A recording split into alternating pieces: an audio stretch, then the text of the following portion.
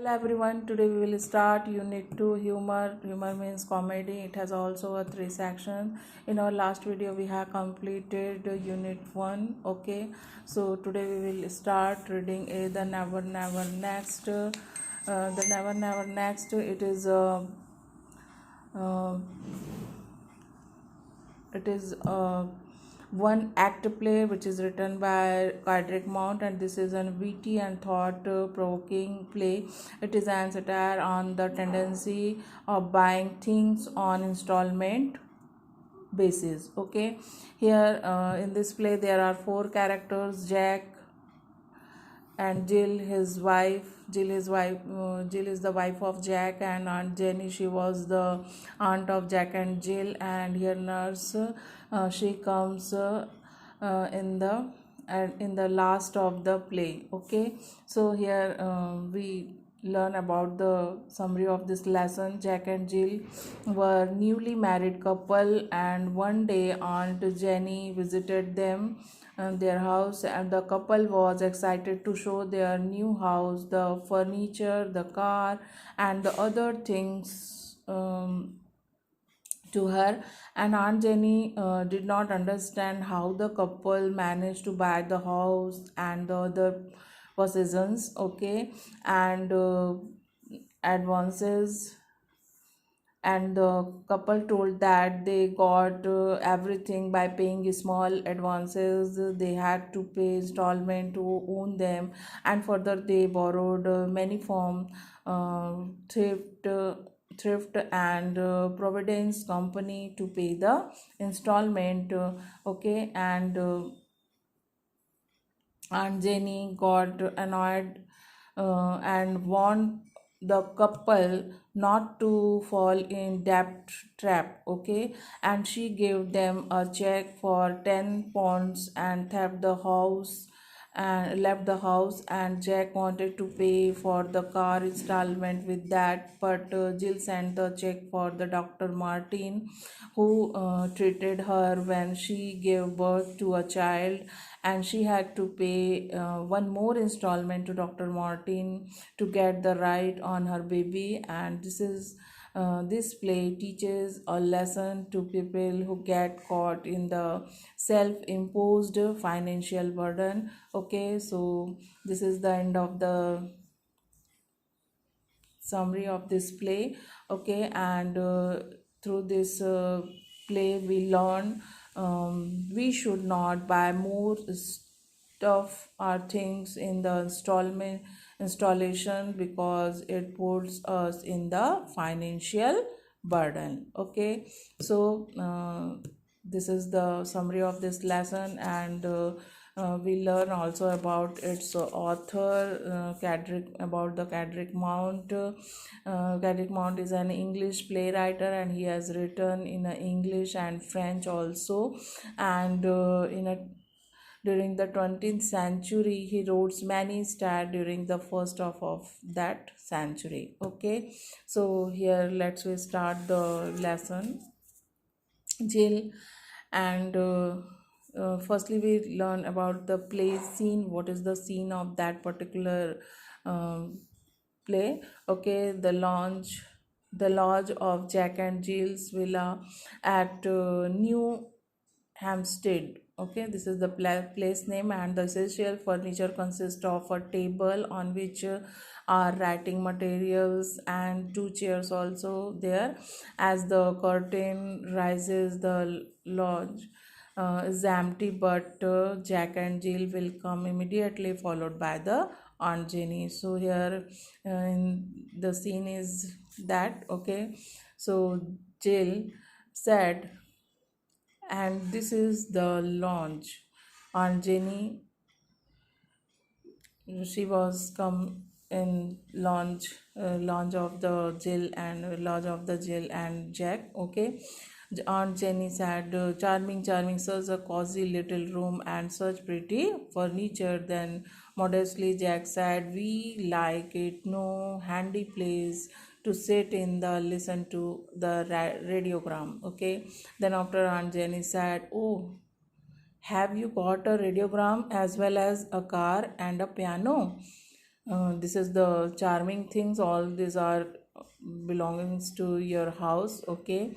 And you have got a radiogram as well as car and piano set on Jenny, and a very exciting mood, okay? Then Jack said, why, of course, on Jenny, you simply must have a radio set nowadays, okay, Jill?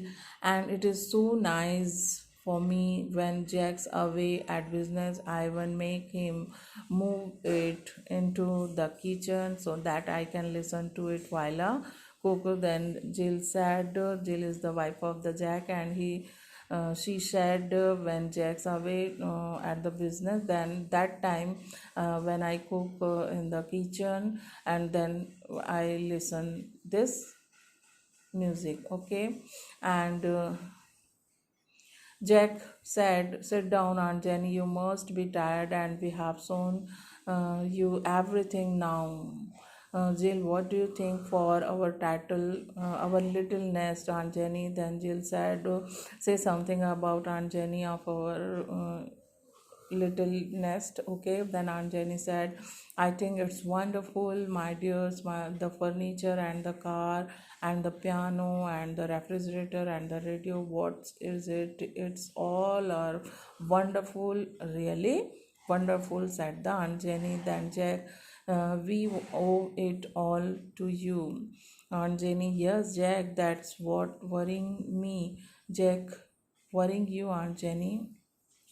Then again, Jack said, worrying you, Aunt Jenny?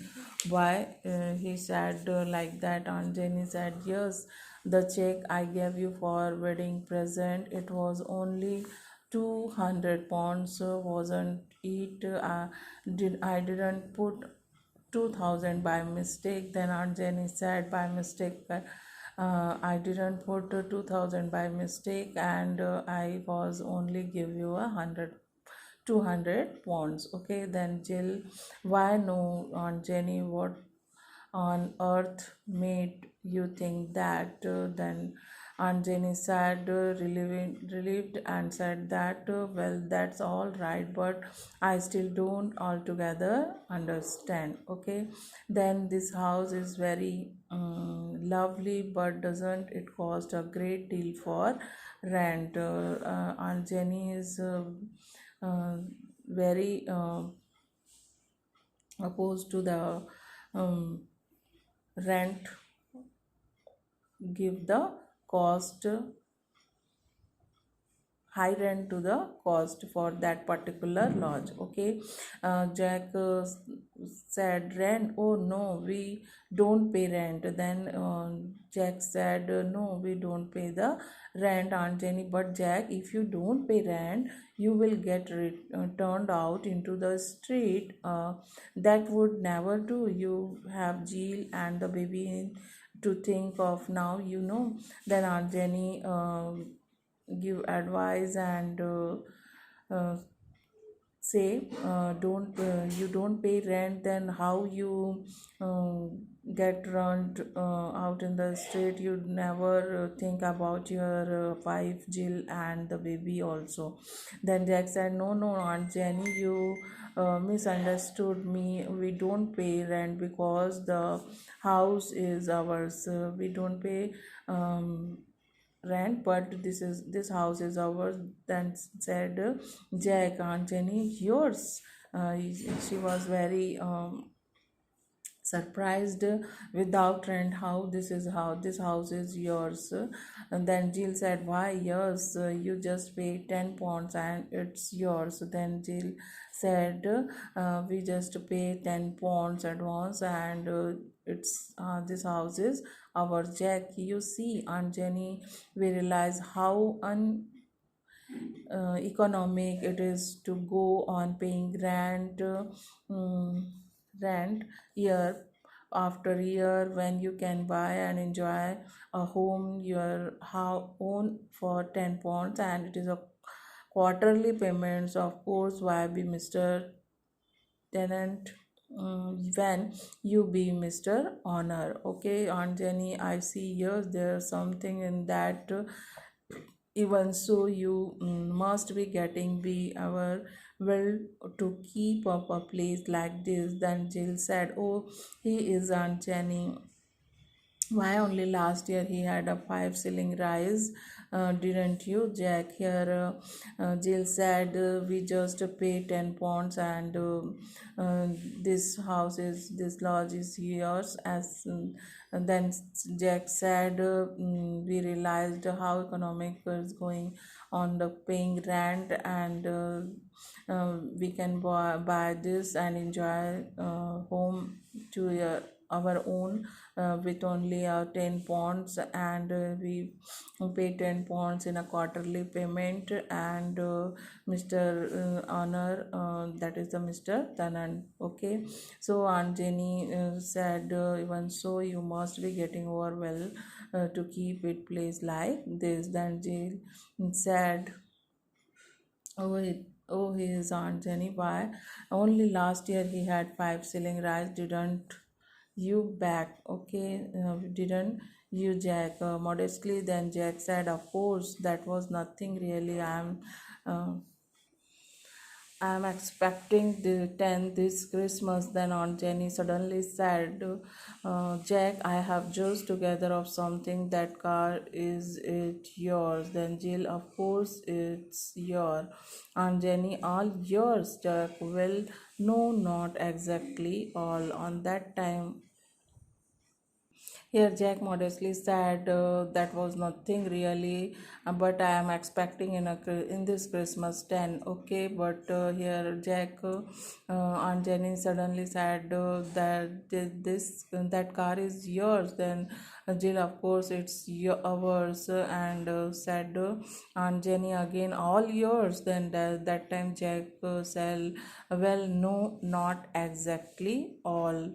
So here Aunt Jenny said, how much of it, how much part of the car is yours? Then Jill said, oh, I should say the steering wheel and one of the tires, and about two of the cylinder. But don't you see that the wonderful things about it? And so Aunt Jenny surprised and said, I don't see anything wonderful about it because it is not totally yours. Okay, then Aunt Jenny, I don't see anything wonderful about it.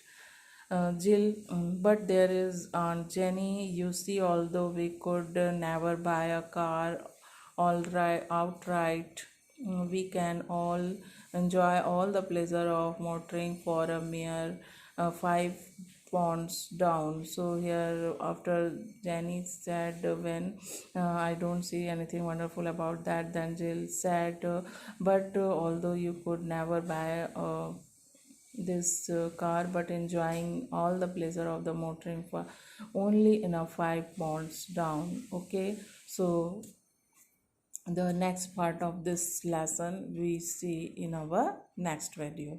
Okay, thank you.